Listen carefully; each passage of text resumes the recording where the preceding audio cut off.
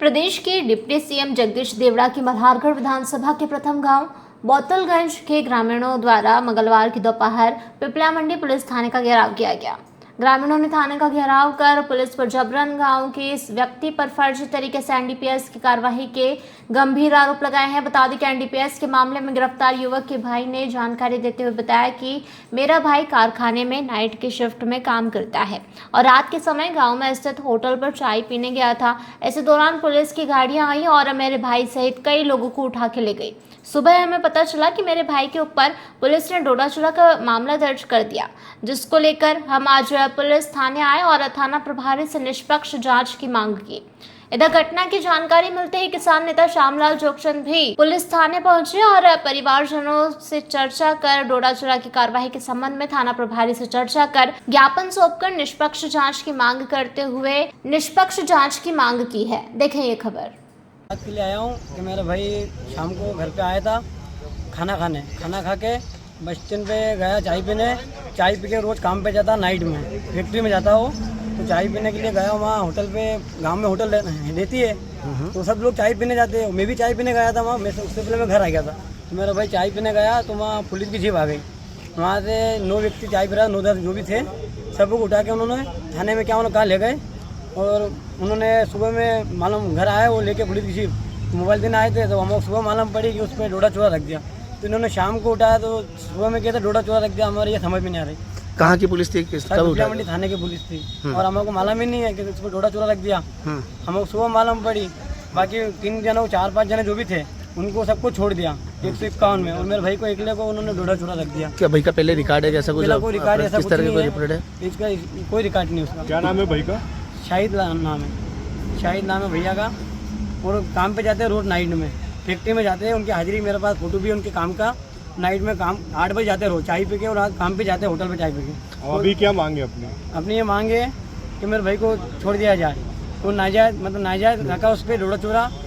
वो जानते हैं उसके हाथ में तो वाड़ा सब डली हुई है और 60 किलो 10 किलो वजन नहीं तोकता, और 60 किलो वजन कैसे तोक लेगा? उसकी अंगली में तारों लगी हुई है सब दूर, हाथ में हाथ पैर काम नहीं करते, पैरों में राल लगी हुई है, हाथ में राल लगी हुई उसके हाथ पैर काम ही नहीं करते। तो 60 किलो वजन कैसे तोक लेगा सर? आप बता।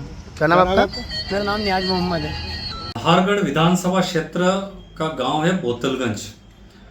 शाम को 10 बजे के आसपास 3 गाड़ियां पुलिस की आती है एक होटल पर और वहां जो चाय पीते हुए 8-10 लोगों को उठाती है और उठा करके थाने में लाती है। थाने में लाने के बाद फिर एक कोई मगरे पर ले जाती है और 4-5 लोगों के खिलाफ तो 151 की धारा बना देती है, 1-2 लोगों के खिलाफ कोई और दूसरी गंभीर धारा बना देती है, एक लड़के के खिलाफ एनडीपीएस एक्ट की धारा बना देती है। डोडा चूरा 59 किलो का डोडा चूरा का प्रकरण बना करके उस व्यक्ति को जेल में डाल देती है। अब मेरा ये सवाल है कि मल्हारगढ़ विधानसभा क्षेत्र में आप हम सब देख रहे हैं कि 20 सालों से लगातार इस क्षेत्र में जब से विधानसभा बनी है, जब से इस क्षेत्र का प्रतिनिधित्व यहाँ के मंत्री कर रहे हैं, जो गृह जेल परिवहन मंत्री के साथ साथ आदिम जाति कल्याण मंत्री और अनेक मंत्रालयों को उन्होंने सुशोभित किया है, वो मंत्री आज वित्त मंत्री और डिप्टी सीएम है। उनके क्षेत्र में लगातार निर्दोष लोगों पर प्रकरण बनाए जाते हैं, निर्दोष लोगों को एनडीपीएस एक्ट की गंभीर धाराओं में बंद किया जाता है। लेकिन कई अपराधियों के साथ मंत्री के फोटो वायरल होते हैं, कई बड़े अपराधियों के साथ उनके वीडियो वायरल होते हैं, उन पे कार्रवाई कोई नहीं होती है और गांव के लोगों को परेशान किया जाता है। पुलिस का आतंक इस तरह फैल रहा है कि लोगों को सताना, प्रताड़ित करना, कब उठा के कहां डाल देना। मल्हारगढ़ विधानसभा क्षेत्र की जनता भयभीत है और परेशान है और ऐसे में आज हम सब लोग गए थे और वहाँ गांव के लोग हमारे पास आए और हम सब लोगों ने मिलकर थाना प्रभारी को ज्ञापन दिया और उनसे आग्रह किया कि आप मंत्री के इशारों पर लोगों के ऊपर प्रकरण बनाना बंद करें। आप किस तरह की इस कार्रवाई को किस तरह की मानते हैं? मुझे ऐसा लगता है कि पूरी विधानसभा क्षेत्र में खास तौर पे जो युवा है, उन युवाओं को चुन करके उनको प्रताड़ित किया जाता है और उनको एनडीपीएस एक्ट की गंभीर धारा बनाई दी जाती है। इस 20 साल का रिकॉर्ड अगर हम देखें तो मल्हारगढ़ विधानसभा क्षेत्र के हजार युवाओं को, जिनको एसपी कलेक्टर थानेदार बनना था, जिन युवाओं को अच्छे काम करना थे, उन युवाओं को पकड़ के गंभीर धाराओं में उनको बंद कर दिया। ये गलत है। आप क्या मांग करें, किस तरह से?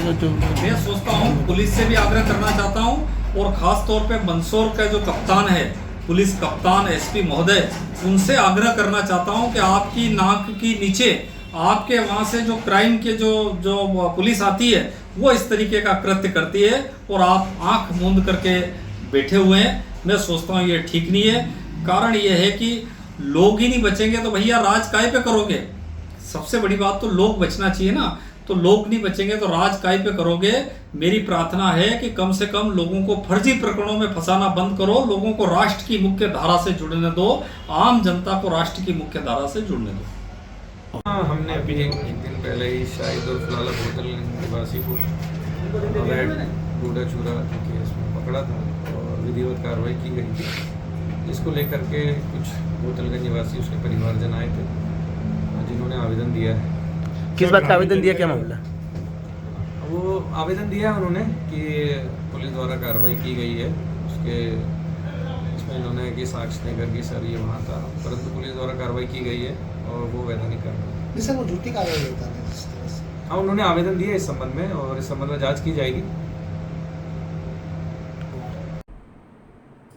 मंदसौर से रवि पोरवाल की यह रिपोर्ट।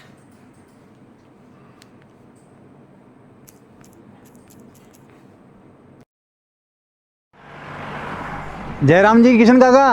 राम राम भाई, राम राम। क्या दोनों भाई बैठ के क्या हिसाब लगा रहे हो? ऊटी लहसुन के भाव आ गए क्या? अरे नहीं रे दादा, ये अपना रमेश नया मकान बनाने के लिए लोन ले रहा है। हिसाब किया तो पता चला कि लोन का पैसा तो ईंट और रेती में ही पूरा हो जाएगा। और अभी तो सीमेंट लानी है, सलिया लाना है और तो ठेकेदार को भी पैसे देने हैं। मेरे तो कुछ समझ में ही नहीं आ रहा कि कैसे बनेगा मेरा नया मकान। अरे किशन काका, कहाँ इन रेत सीमेंट और लाल ईंटों के चक्कर में पड़ रहे हो? मेरी बात मानो तो अपने घर को बाबजी एएसी ब्लॉक से बनवाओ। इसमें ना सीमेंट और रेत की जरूरत होती है, ना ही तराई करने की झंझट, और लाल ईंटों के मुकाबले आपका मकान काफी तेजी से बनकर तैयार हो जाएगा। इससे आपके पैसे तो बचेंगे ही, साथ ही मजबूती ऐसी कि सालों साल देखने की जरूरत नहीं। और इससे आप अपना मकान ही नहीं, कुएं और खेत की बाउंड्री वॉल भी बनवा सकते हो, जिससे रोजड़ों की समस्या भी खत्म हो जाएगी। वाह भाई, ये तो कमाल की चीज है। फिर तो मैं अपना घर बाबजी ब्लॉक से ही बनवाऊंगा और मैं अपने खेत की बाउंड्री वाल। ज्यादा जानकारी के लिए स्क्रीन पर दिए गए नंबर पर अभी कॉल करें। बाबजी एएसी ब्लॉक्स, स्टील से मजबूती।